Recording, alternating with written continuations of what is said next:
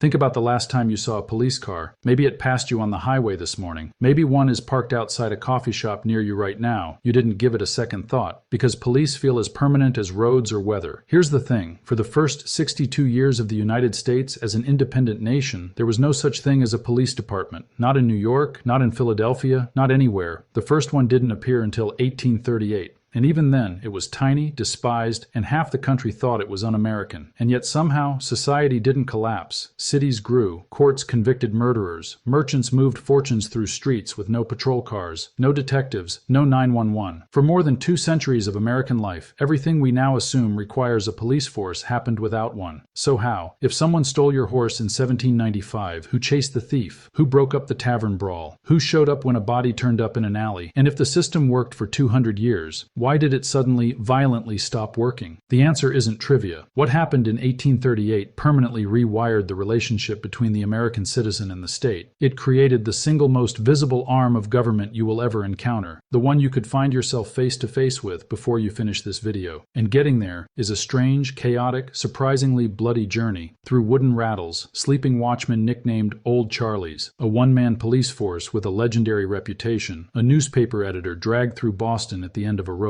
a quiet Englishman named Robert Peel, and a copper star that gave police a nickname you still use every day. So let me take you back to the beginning. Imagine you're a shopkeeper in Boston in 1720. One morning you unlock your door and discover that someone has broken in overnight and stolen a bolt of imported cloth. A serious loss, maybe 2 months of profit. What do? There's no police station because there's no police. There's no detective because the word doesn't exist yet. There isn't even a number to call because the telephone is 150 years away. Here's what you actually do. You step into the street and you shout loudly, "Stop, thief!" And under the law you live under, every able-bodied man who hears you is legally required to drop what he's doing and join the chase. This is called the hue and cry. Hue from an old French word for shouting. And it is not a custom or a courtesy. It's a legal obligation, and a neighbor who ignores it can be fined. That one detail tells you almost everything about the world before police. In that world, law enforcement wasn't a job. It was a civic duty, something you owed your community the way you owed jury service or militia drills. The colonists didn't invent this system.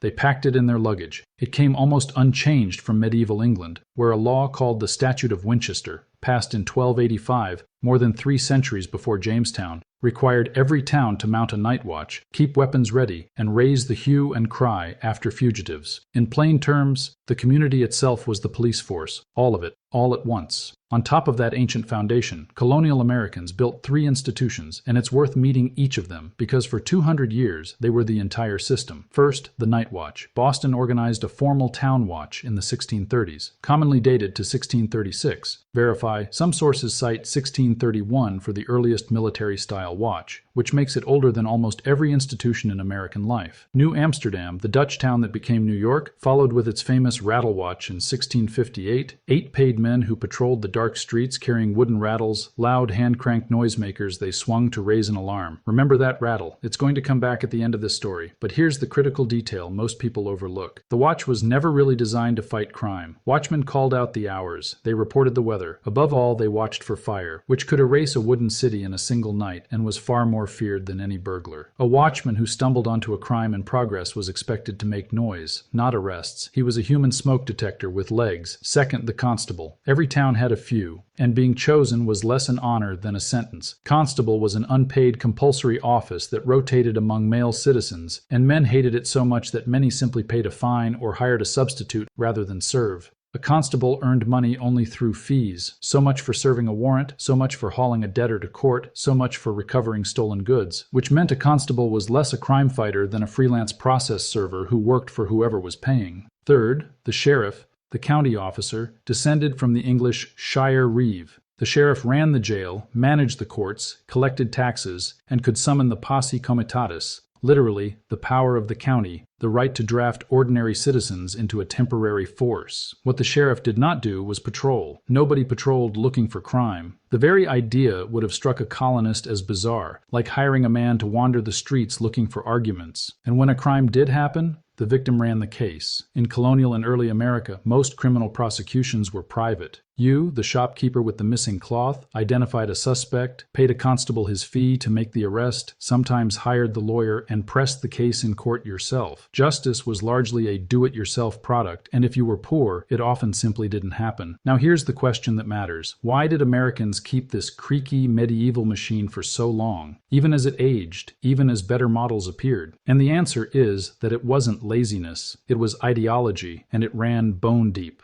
The revolutionary generation had just fought a war that began, in their telling, with armed agents of the state occupying their streets. Bostonians had lived under redcoat patrols. They had bled under them. To these Americans, a permanent body of armed men, paid by the government, walking among civilians and answerable to power. That wasn't safety. That was a standing army wearing a different hat. And standing armies were, in the founding era's political vocabulary, the classic instrument of tyranny. A free people policed themselves. The founders knew exactly what they were doing when they left police out of the American design. They were choosing liberty over order and accepting the mess that came with it. But it's important to be honest about a brutal exception, because it changes how you have to see this whole story. While the North relied on sleepy watchmen and reluctant constables, the South built something else entirely. Beginning in the early 1700s, South Carolina's system is often dated to 1704, verify exact year. Southern colonies created slave patrols, organized state-mandated groups of armed white men with legal authority to stop, search, and punish enslaved people, to break up gatherings, and to hunt down those who escaped. As the historian Sally Haddon documents in her book Slave Patrols, these were, by most definitions, the first publicly organized patrol forces on American soil, and their purpose was not protecting the public, but controlling human property. It's a dark strand woven into the origins of American law enforcement, and serious historians don't let you skip it. Still, in the North, the old civic system endured, and here's what's genuinely surprising. For a long time, it more or less worked. In a compact town of 10,000 people, where everyone knew everyone, where a stranger stood out instantly and reputation was currency, shame, and familiarity did most of the policing. And for nearly 200 years, that was enough. Then American cities started doing something no one had planned for. They exploded. In 1800, New York City held about 60,000 people. By 1850, it held over 515,000. Think about that. A city multiplying more than eightfold within a single lifetime. As if a town the size of Green Bay swelled into a metropolis bigger than modern Atlanta, while one person went from cradle to old age. Boston and Philadelphia were on the same rocket. Waves of newcomers, New England farm kids, free black Americans, and increasingly Irish and German immigrants poured into neighborhoods that had no plumbing, no zoning, and no anonymity insurance, because anonymity was now the default. The village where everyone knew your name was gone, and every assumption the old system rested on went with it. The Night Watch, asked to police this new world, became a citywide joke. By the early 1800s, watch duty was so badly paid that it attracted mainly moonlighting laborers, men who'd already worked a full day and treated the watch box as a place to sleep, plus the elderly and the otherwise unemployable. New Yorkers called their watchmen leatherheads after their varnished leather helmets, and the watchmen of the era earned the mocking nickname Old Charlies. A favorite sport of rowdy young men, including respectable ones, was to sneak up on a watchbox with the Charlie snoring inside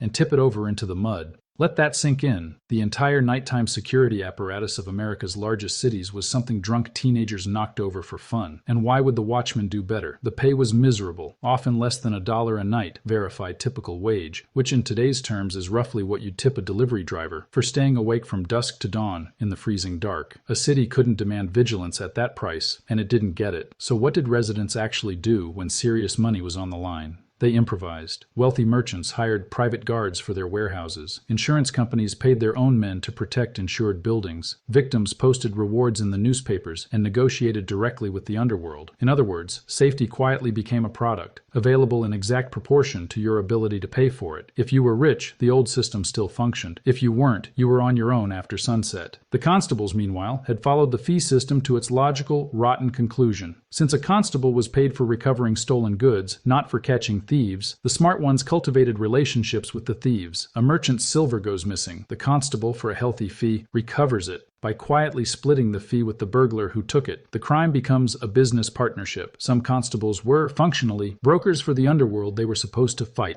There were exceptions, and one of them became a legend. Jacob Hayes, Hayz, appointed High Constable of New York in 1802, spent nearly half a century as something close to a one-man police force. Old Hayes was famous for wading alone into street brawls and ending them with a signature move. He'd knock the hats off the men at the front of the crowd, and as each man instinctively bent down to pick up his hat, Hayes shoved him toward the back, dismantling a riot man by man, like unstacking firewood. He became a genuine celebrity. Parents supposedly warned children that Old Hayes would get them, but the fact that one gifted individual became this famous tells you the real story. A city of hundreds of thousands was relying on the personal charisma of a single man. That's not a system, that's a mascot. And into this hollowed-out shell, the 1830s arrived, the decade that broke the old world for good. Historians sometimes call the 1830s America's riot era, and the numbers back the label. Cities that averaged perhaps one serious disturbance a decade began racking up several a year. In 1834 and 1835 alone, contemporaries counted dozens of major riots across the country, and newspapers began writing about mob violence the way they wrote about epidemics, as a contagion moving city to city. Verify Niles's Weekly Register commentary to this effect, mid-1830s. In New York in April 1834, an election dispute turned into 3 days of street fighting in which one faction stormed a state arsenal. That summer, anti-abolition mobs ruled the streets for nearly a week, sacking the home of the abolitionist merchant Louis Tappan, and burning his furniture in a bonfire while the watch stood by, helpless. Philadelphia saw racial pogroms against black neighborhoods. Cincinnati burned through repeated anti-black and anti-abolitionist riots. In 1844, Philadelphia's nativist riots would escalate to the point of artillery, cannon, fired by Americans at Americans in the streets of the city where the Declaration was signed. And if you want the single most humiliating case, look at Baltimore in August 1835. The Bank of Maryland had collapsed the year before, wiping out the savings of thousands of small depositors, while its well-connected directors seemed to walk away untouched. When the legal system produced nothing, the depositors produced a mob. For several nights running, crowds methodically demolished the mansions of the bank's directors and their allies, smashing furniture, burning libraries, drinking the wine cellars dry, while the city government watched, paralyzed. At one point, the mayor's own house was attacked, and an elderly Revolutionary War general, Samuel Smith, in his 80s, had to come out of retirement to rally armed citizens and retake the city block by block. Verify details of Smith's role.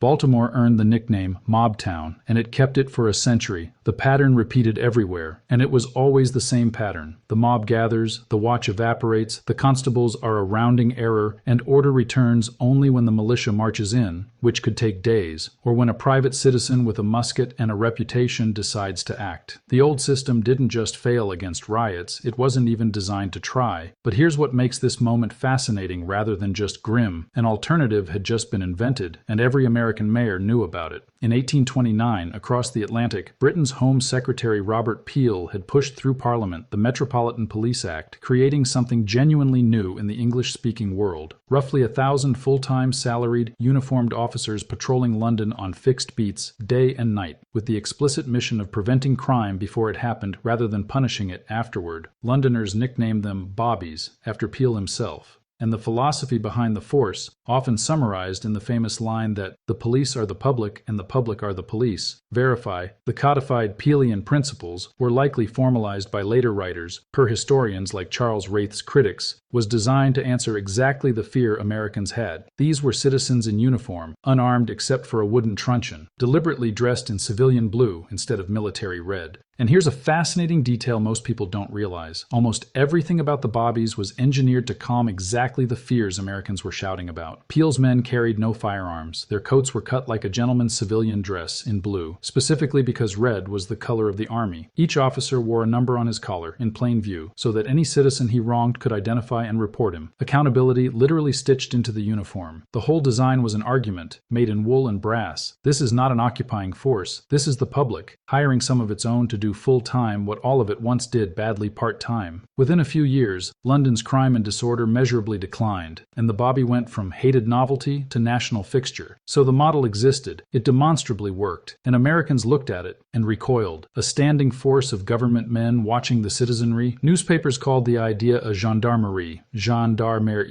a French-style military police, and in the American political imagination, nothing was more damning than being French and militarized at the same time. Uniforms were denounced as livery, the costume of servants, unfit for free men. City councils debated and delayed. It would take something more than statistics to move them. It would take shame, public, spectacular, unbearable shame. And on the afternoon of October 21st, 1835, Boston delivered it. That day, the Boston Female Anti-Slavery Society, a group of women meeting meeting to hear speeches, gathered at an office on Washington Street where William Lloyd Garrison, the most famous and most hated abolitionist editor in America, was expected. Outside, a crowd began to form. And here's the detail that shocks people. This was not a mob of the desperate poor. Witnesses and historians describe it as thousands strong and thick with merchants, clerks, and men in fine broadcloth coats, Boston's commercial class, men whose fortunes were tangled up with Southern cotton. The scholar Leonard Richards later titled his study of this era's mobs Gentlemen of Property and Standing, and this crowd was Exhibit A. The mob dispersed the women, who, in one of the day's quietly heroic moments, rose and walked out 2 by 2 through the jeering crowd, black and white members deliberately paired arm in arm, verify detail from society accounts.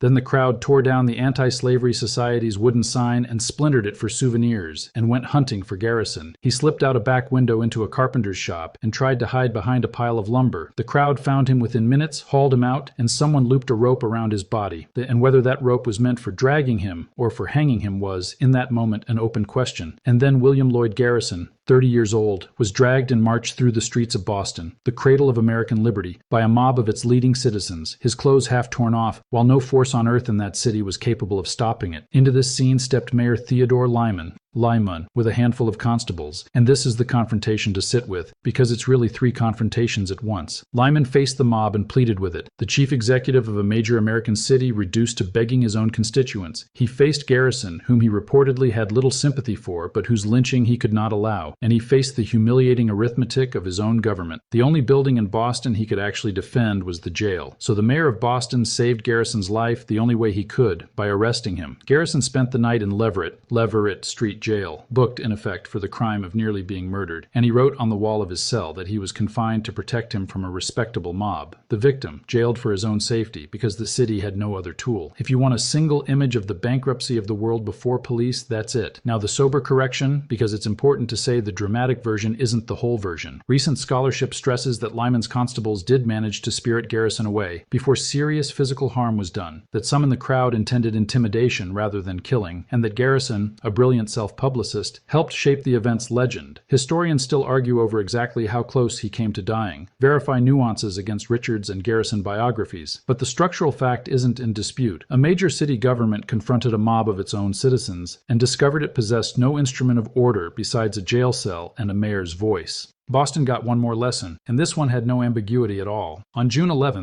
1837, a company of Yankee volunteer firefighters returning from a call collided, first literally, then violently, with an Irish Catholic funeral procession on Broad Street. The fistfight became a brawl, the brawl became a running battle, and within hours something like 15,000 people, verify figure, commonly cited as roughly 1 in 6 Bostonians, were caught up in a riot that tore through the Irish quarter, with homes ransacked and families beaten in the streets. The watch was irrelevant. The constables were invisible. Order was finally restored only when Mayor Samuel Eliot, E.L.E. Utt, called out roughly 800 militiamen, including cavalry with drawn sabers. Sit with that image. An American city, 60 years after the Revolution, retaking its own streets from its own people with horse soldiers because it had nothing in between a night watchman's rattle and the army. And that's where a Boston mayor decided to do the thing Americans had sworn they would never do. In 1838, under Mayor Eliot, Boston's government authorized a permanent, publicly funded daytime police force, a small body of paid officers under the city marshal, separate from the old night watch, verify specifics of the 1838 ordinance. The standard scholarly account is Roger Lane's Policing the City, Boston, 1822 to 1885. And I want to slow down here, because it's easy to miss what a threshold this was. The force was tiny, measured in dozens, not hundreds, in a city of some 80,000. It looked nothing like a modern department, but a line had been crossed that 2 centuries of American practice and ideology had refused to cross. For the first time in an American city, enforcing the law was somebody's full-time, tax-funded job. Policing had stopped being a duty citizens owed each other and become a service the state performed on them, and inevitably sometimes against them. The hue and cry was 2 years' pay for a constable. Now it was a salary line in a municipal budget. Boston had hired professionals to do what the community had once done for itself, and the idea, once planted, would never be uprooted. New York took longer, and it took a body to force the issue. In July 1841, Mary Cecilia Rogers, a strikingly pretty young woman famous in the city as the beautiful cigar girl from a Broadway tobacco shop, was found dead in the Hudson River off Hoboken. The case became a months-long newspaper sensation. Edgar Allan Poe fictionalized it in The Mystery of Marie Roget. Rojai. And what the coverage exposed, day after humiliating day, was that America's largest city had no one whose job it was to investigate a murder. Constables waited on rewards. The watch watched. The case was never solved. Editors like James Gordon Bennett hammered the point relentlessly. London had detectives and beat patrols, and New York had old Charlies asleep in their boxes. The dam broke in the mid-1840s. In May 1845, following an enabling act from the state legislature, verify exact dates. State law, 1844, adopted by the city in 1845. New York abolished its ancient night watch and created the municipal police, roughly 800 men for a city of 400,000, organized into precincts, patrolling day and night, under the city's first chief of police, George Washington Matsell, verify pronunciation. Their badge was an 8-pointed star stamped from copper, and here's a payoff I promised you. That copper star is one popular explanation for why to this day you call a police officer a cop, short for copper. I have to be straight with you. Word historians dispute this origin, and many trace cop instead to an old verb meaning to seize or grab. Verify. Etymology genuinely contested. But either way, the nickname you used last week was born in this era, in this fight, and what a fight it stayed. New York's new officers won salaries and stars, but for 8 more years they flatly refused to wear uniforms. Because to an American workingman in the 1840s, a uniform was still livery, the mark of a servant, and these were free citizens, thank you very much. Not until 1853 did New York finally force its police into the blue frock coats, and when it did, it made them among the first municipal employees in America to wear a government uniform in peacetime. Think about that. The most visible symbol of public authority in your world today, the police uniform, had to be imposed on the police themselves, over their objections, because it smelled like tyranny. After New York, the acceleration was unstoppable. Philadelphia consolidated a full police force under a marshal in the early 1850s and completed the modern department with its 1854 city consolidation. Chicago organized its police in 1855. Baltimore, New Orleans, Cincinnati, Newark. Within a single generation, virtually every major American city had done the previously unthinkable, verify individual city dates. The night watch, after more than 200 years, was simply retired, and the wooden rattle, the sound of safety since the Dutch patrolled Manhattan, went silent, ancestor to the siren that made you glance in your mirror this morning.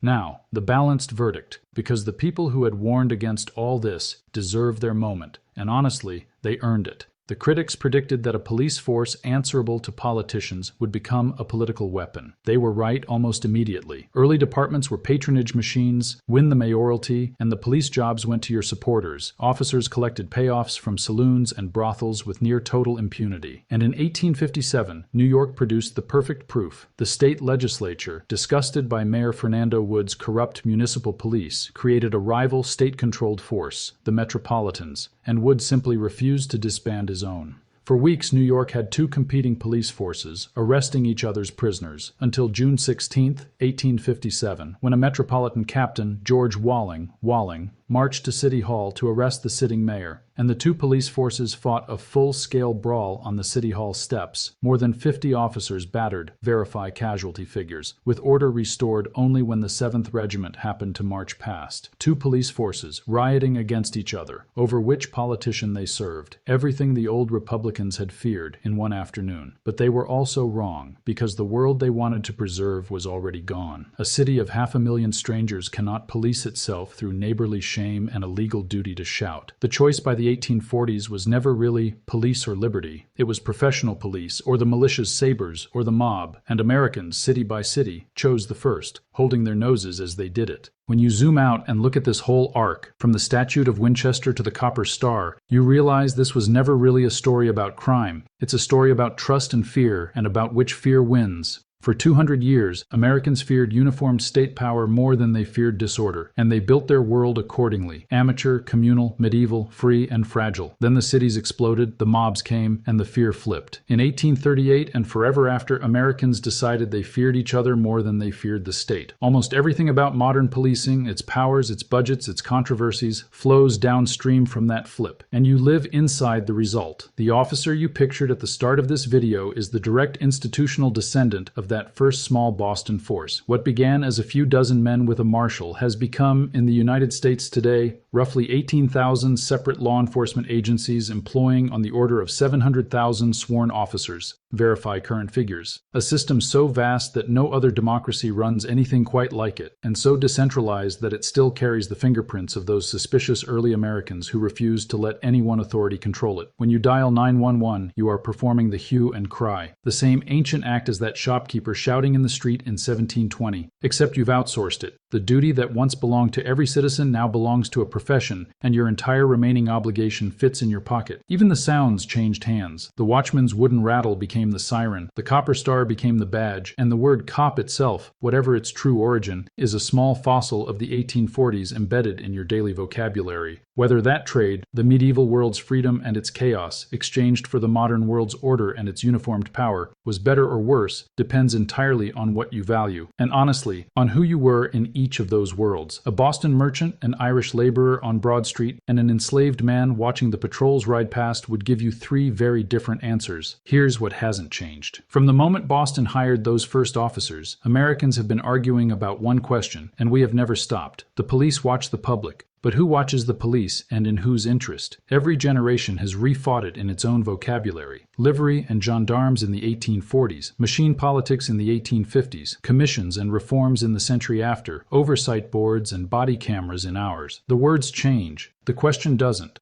It was being shouted in 1838, in 1857 on the steps of City Hall, and in living memory on streets you've seen on the news. It is the oldest open question in American government, and it's still open tonight. If this story changed the way you see something as ordinary as a passing patrol car, this channel is for you. We go deep on the hidden systems that shape your world, the institutions you were born inside and never got to vote on, and we follow the evidence wherever it leads, without the paranoia. Subscribe and be the person who knows how the machinery actually got built. And next time, America had almost no prisons until the 1820s, so what did it actually do with criminals? The answer is stranger, and a lot more public than you think.